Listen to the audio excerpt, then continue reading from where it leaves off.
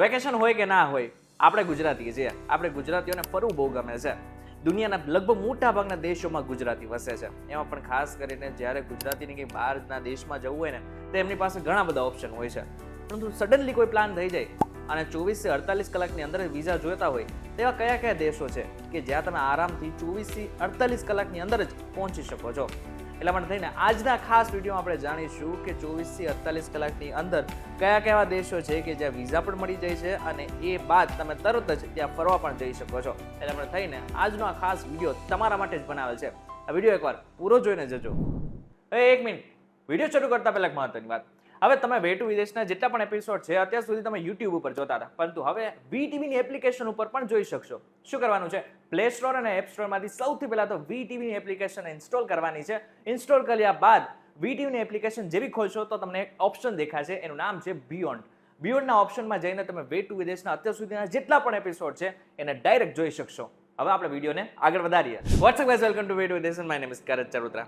સમય બગાડ્યા વગર આપણે સીધા ટોપિક ઉપર આવે અને સૌથી પહેલા દેશનું નામ છે મલેશિયા. હવે મલેશિયાનું નામ જ્યારે આપણા મગજમાં આવે ને ત્યારે આપણા મગજમાં એ ઊંચા પર્વતો દેખાય ને લીલાછમ ઘાસો આપણે દેખાતા હોય છે. પરંતુ મલેશિયામાં જવું એટલું જ ઈઝી છે. ત્યાં તમને બે પ્રકારના વિઝા મળે છે. પહેલું ENTRI અને બીજું ઈ વિઝા. હવે જે ENTRI વિઝા છે ને એ તમને તરત મળી જાય છે, પરંતુ જે ઈ વિઝા છે ને એના માટે થઈને તમારે 48 કલાકની રાહ પણ જોવી પડી શકે છે. આ ENTRI વિઝા છે ને લગભગ 15 દિવસ માટે માન્ય છે, જ્યારે ઈ વિઝા ડાયરેક્ટ તમને 30 દિવસ ત્યાં રહેવાની મંજૂરી આપે છે. હવે જો આપણે ઈ વિઝાની વાત કરી જ રહ્યા છીએ તો તમારે ફી પણ જાણવી પડશે કે ઈ વિઝાની અને ENTRI ની ફી કેટલી છે. ENTRI ની ફી લગભગ $20 એટલે કે અંદાજે 1700 રૂપિયા અને ઈ વિઝા લગભગ $45 એટલે કે લગભગ $3800 થાય છે. હવે આપણે જેટલા પણ દેશોના નામ બોલીએ ને એમાં ખાસ કરીને તમને હું એક ટીપ પણ આપીશ અને ત્યાં શું ફરવાનું છે એના વિશે પણ જણાવીશ. એટલા માટે થઈને હજુ આ વિડીયો પૂરેપૂરો જોઈને જજો. હવે મલેશિયાની વાત કરી રહ્યા છે તો ત્યાં શું જોવાનું છે એની વાત કરીએ. કુઆલાલમપુરના પેટ્રોનાસ ટાવર્સ,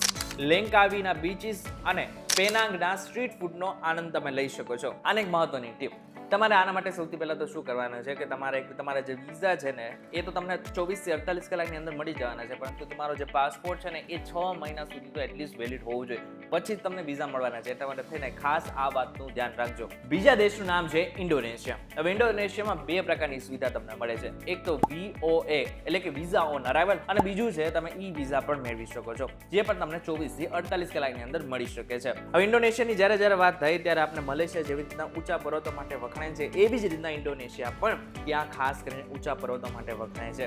પરંતુ મહત્વની વાત તો એ છે કે ઇન્ડોનેશિયા મોટા ભાગના લોકો તો ત્યાં મુસ્લિમ છે, છતાં પણ ત્યાં હિન્દુઓનું જે વર્ચસ્વ છે અને હિન્દુઇઝમને જે રીતના ત્યાં પ્રમોટ કરવામાં આવે છે એ પ્રમાણે જો જોવા જાય તો ચોક્કસથી તમારે ત્યાં એકવાર જવું જોઈએ. વિઝા ઓન અરાઇવલની ફી લગભગ $35 એટલે કે લગભગ $3000 ની આસપાસ છે, જે 30 દિવસ સુધી માન્ય રહેશે. હવે જે લોકો નથી ખબર વિઝા ઓન અરાઇવલ શું છે, બધા જ લોકોને કહી દઉં કે તમે એ દેશમાં પહોંચો છો અને તમને ત્યાં જ એટલે કે એરપોર્ટ ઉપર જ તમને વિઝા મળી જાય છે, એને વિઝા ઓન અરાઇવલ કહેવામાં આવે છે. તો વિઝા ઓન અરાઇવલ ઉપર ઘણા બધા દેશો છે કે જે આપણને ડાયરેક્ટ વિઝા આપે છે, એમાંનું એક છે ઇન્ડોનેશિયા. હવે વાત કરીએ કે ત્યાં શું જોવાનું છે અને એક મહત્વની ટીપ.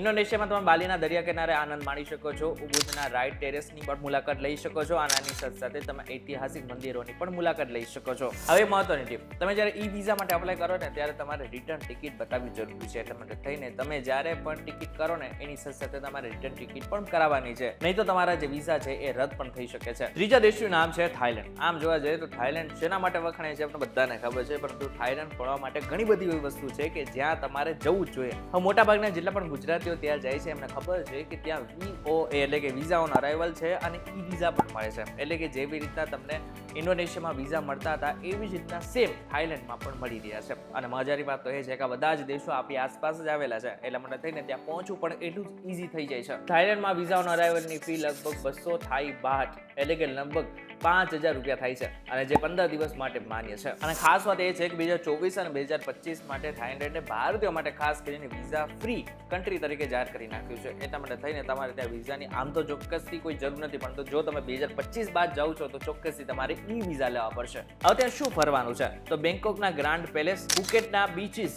અને આની સાથે તમે થાઈ સ્ટ્રીટ ફૂડનો આનંદ ચોક્કસથી લઈ શકો છો. હવે મહત્વનું તમે મોટા ભાગે ઈ વિઝા ઉપર પ્રિફર કરજો, કારણ કે એની પાછળનું કારણ એ છે કે જો તમે ત્યાં ઈ વિઝા ઉપર નહીં જાઓ તો તમારે ત્યાં VOA એટલે વિઝા ઓન અરાઇવલ ઉપર જવું પડશે અને ત્યાં લાંબી લાઈનો હોય છે. એટલા માટે થઈને પ્રિફર ઓલવેઝ ઈ વિઝા. બીજી એક મહત્વની ટીપ, જો તમે ટિપિકલી વેજીટેરિયન છો ને તો થાઈલેન્ડમાં થોડી તકલીફ પડી શકે છે. એટલા માટે થઈને તમે તમારી સાથે નાસ્તો પણ રાખી શકો છો. ચોથા દેશનું નામ છે માલદીવ્સ. માલદીવ્સ શેના માટે વખણાય છે આપણે બધાને ખબર છે, કારણ કે મોટા ભાગના સેલિબ્રિટીઝ ત્યાં જતા હોય છે, બીચીસ ઉપર તેમના ફોટોઝ આવી જતા હોય છે અને આની સાથે સાથે ત્યાંનું જે વાતાવરણ છે એ લગભગ મોટા ભાગના લોકોને આકર્ષે છે. એટલા માટે થઈને દર વર્ષે હજારો ભારતીયો ખાસ કરીને માલદીવ્સમાં જતા હોય છે. હમણાં માલદીવ્સનો થોડો ક્રેઝ ઘટી ગયો હતો, પરંતુ ફરી એકવાર લોકો માલદીવ્સ જવા લાગ્યા છે. પરંતુ માલદીવ્સ જવું હોય તો પણ એક ઇઝી રસ્તો છે અને એ છે તમે ત્યાં વિઝા ઓન અરાઇવલ ઉપર જઈ શકો છો અને ત્યાં લાંબી ભીડ પણ નથી હોતી. એટલા માટે થઈને તમને ત્યાં ડાયરેક્ટ એન્ટ્રી પણ મળી જાય છે. આ સાથે ત્યાં કોઈ ફી નથી લાગતી અને એની સાથે સાથે જે જોવાની વસ્તુઓ છે ને એ ઘણી બધી છે, જેમ કે ટર્કોઇઝ લગૂન, બીજું સ્નો ક્રેલિંગ અને ત્રીજું ઓવર વોટર વિલાસમાં રોમાન્ટિક ગેટવે. આની સાથે સાથે તમને એક ટીપ પણ આપી દઉં કે જે મહત્વની છે, તમારે જે હોટલ બુકિંગ છે એની તમારે ટિકિટ બતાવવી પડશે. આની સાથે સાથે તમારે રિટર્ન ટિકિટ પણ બતાવવી પડશે, ત્યારે તમને વિઝા મળશે. છેલ્લે એક દેશનું નામ જે મહત્વનું છે, જે ઇઝી પણ છે, પરંતુ તમારામાંથી મોટા ભાગના લોકો ત્યાં ગયા જ નહીં હોય. એ દેશનું નામ છે સેશેલ્સ. સામાન્ય રીતે તમે કદાચ નામ પણ નહીં સાંભળ્યું, પરંતુ એક એવો દેશ છે કે જે અતિ સુંદર દેશ છે. એક નાનું પણ એક અદ્ભુત આઈલેન્ડ નેશન. અહીં ભારતીયોને વિઝા ઓન અરાઇવલ મળે છે, જે 90 દિવસ માટે માન્ય છે, જેની ફી કોઈ જ નથી અને ત્યાં જોવા માટે ઘણું છે, જેમ કે માય આઈલેન્ડના બીચીસ, વેલેડે માઈના જંગલો અને ડાઇવિંગની અનુભવ. અને આના માટે એક મહત્વની ટીપ એ છે કે તમારે હોટલ બુકિંગ અને આની સાથે સાથે તમારે રિટર્ન ટિકિટ બતાવવી પડશે અને એની સાથે સાથે તમારે ફંડ પણ બતાવવું પડશે. એટલા માટે થઈને તમારે બધી જ વસ્તુ ત્યાં રાખીને જવું પડશે. ત્યારે આ બાબતને લઈને તમારું શું કહેવું છે? તમે કયા કયા દેશોમાં ફરી ચૂક્યા છો એ અમને જરા કોમેન્ટ કરીને ચોક્કસથી કહેજો. તમારે ક્યાં ફરવું છે એ પણ અમને જરા કોમેન્ટ કરીને ચોક્કસથી કહેજો. વિડીયો પસંદ આવે તો વિડીયો લાઈક અને શેર જરૂરથી કરજો તથા આવા જ ઇન્ફોર્મેટિવ વિડીયોઝ માટે VTV ડિજિટલ સાથે જોડાયેલા રહેજો.